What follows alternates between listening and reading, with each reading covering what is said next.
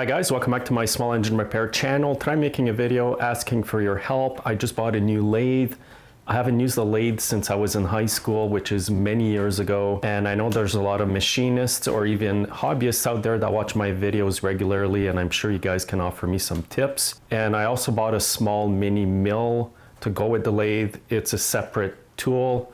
It's not a combination tool. So what I'm going to do here is show you the new lathe I bought and the mill, and I'll quickly show you the older lathe that I have, which is a combination mill as well that I'm selling.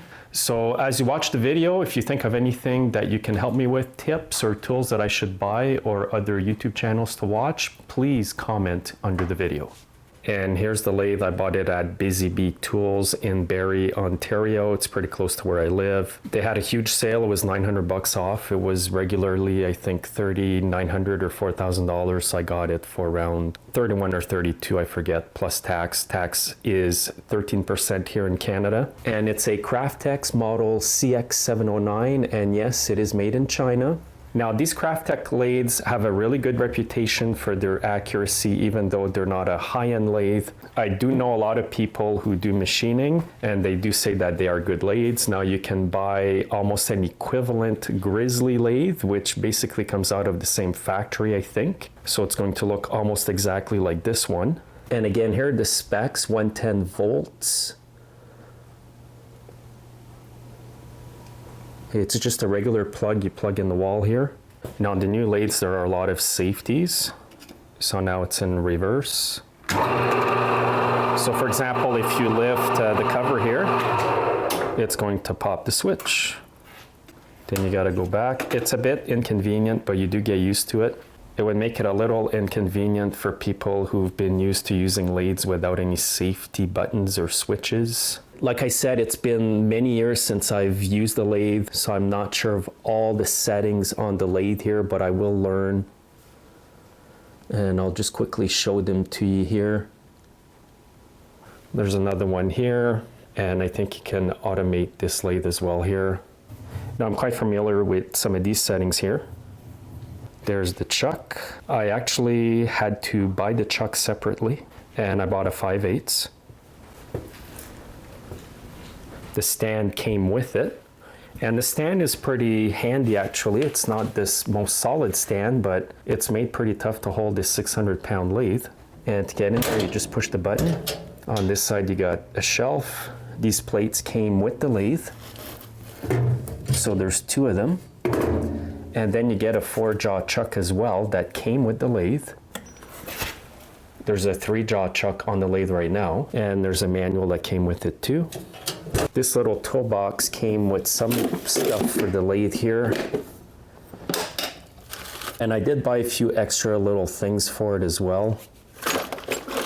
Now, I had this from my old lathe here, which I never used actually.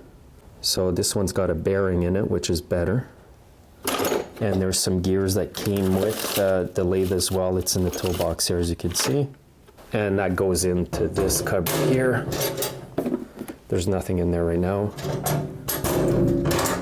When you do buy the lathe, it does come in a wooden crate. The stand is all in pieces. The instructions are very, very poor. You're going to have to figure it out yourself. And there was no oil in the lathe, so I ended up putting oil in there, some gear oil. So basically all you have to do is take off the screw and fill up the oil until you can see it in the eye here. Now, I do like the backsplash here. It's going to protect your wall somewhat. And you can open the back case here. There are all the gears. You've got your belt.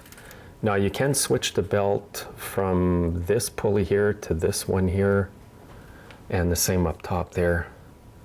So I'm just going to leave it where it is right now. And what I really like about this lathe is the hole to put a shaft in. It's 1.25 inches. So that's really good. It's more than big enough for what I'll ever do in my small engine shop. And this lathe is about 4 feet long, 48 inches. And when you buy lathes brand new like that, they're all full of grease. So in the instructions, it says to clean off all this grease just to stop all the dust from sticking to it. It's got all these little holes here for oil. You also get this small oil can with the toolbox there. I just put some gear oil with a bit of transmission oil in there, and that is to oil up all these small oiling holes here. Now with the toolbox, you don't get any tooling to work metal, no knives or nothing, so you're going to have to buy your own tooling. And this is where, if you have any recommendations, just please comment below. If you can add the links, that's even better. I know there's a lot of tooling on Amazon for these, which is not that expensive. I might just buy cheap Chinese tooling to start with because I don't want to end up breaking expensive bits. And once I'm better, I'll buy the $80 bits or cutters. Okay, so now I'm going to head over to the small milling machine that I bought. Right now it's on my bench right here. Again, it's a Craftex, and it's the model CX605 from Busy Bee. I bought it all at the same place. Now this machine, I believe, was around 1,400 bucks, but they had like $350 off or something like that. Or maybe it was 1,300 and I paid $950, something like that. But it's pretty close to that. Anyway, I bought it because I've always wanted one. It's just the perfect size because I am limited for space in my shop. And for what I'm going to do in the shop here, it's perfect. So with the milling machine here, you don't get the vise. I got it from a buddy of mine. It is a little big for this mill, but it's actually of good quality, so I'm going to keep it for now and maybe get a smaller one later on. Now this milling machine has a high and low gear, and it's got a safety as well. You have to have this open to be able to turn it on, and it's a variable setting. So you can make it go really slow.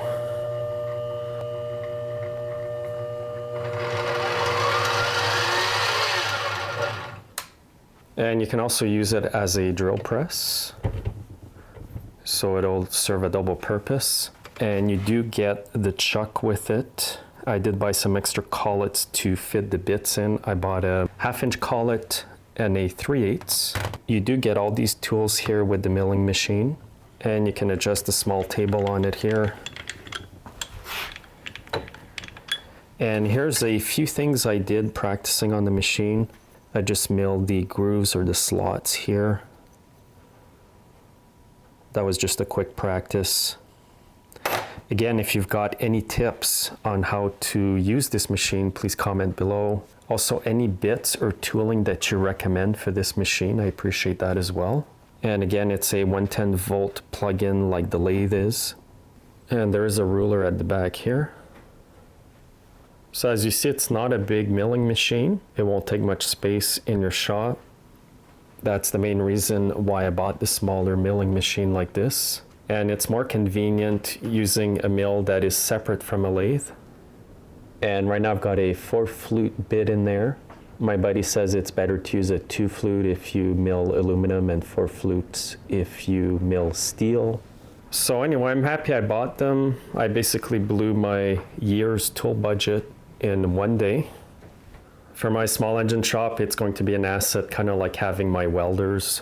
Even though I'm not a welder by trade, it is handy to be able to weld repairs. That way you don't have to farm out the work, waste your time, and pay more money to get it done.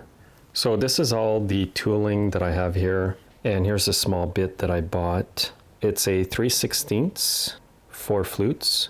And here's an older set of boring bits. They're not in that good a shape, but they'll get me started.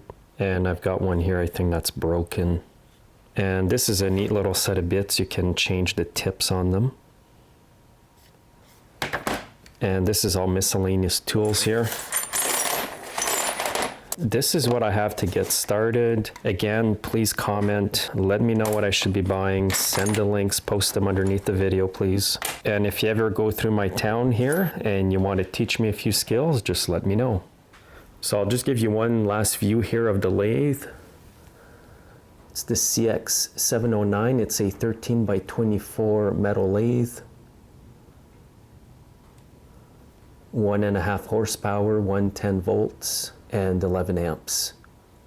And before I end off the video, I'll just show you the older lathe I have here. I bought it from a guy last summer. I never used it. I'm just trying to get my money back. just trying to get what I paid for it. It's a mill lathe combination in excellent condition. All the guy used it for is to make tiny remote controlled airplane parts, and it's 110 volts as well. And I believe the shaft hole size here is 3/4 inch or something like that. And here's what it looks like back here. I do have extra gears that come with it, and you can change the speed as well with the belt. And this one's a Craftx as well, model B2071. And that was bought from Busy Bee Tools as well in Canada here. And as you can see, it's quite clean. The paint's not all chipped off. And it's been stored in a warm basement for all its life. So this will definitely be a good little lathe for somebody as well. So again, guys, thanks for watching. I appreciate any tips you can give me. Please put the links in the comment section for other YouTube channels, or just name them off. Links are always better if you're recommending certain tools from Amazon just to get me going. And again, I appreciate all your help. I want to thank you in advance for your comments. Please make sure you're subscribed to my channel and follow me on Facebook, Twitter, and Instagram, and have a great day.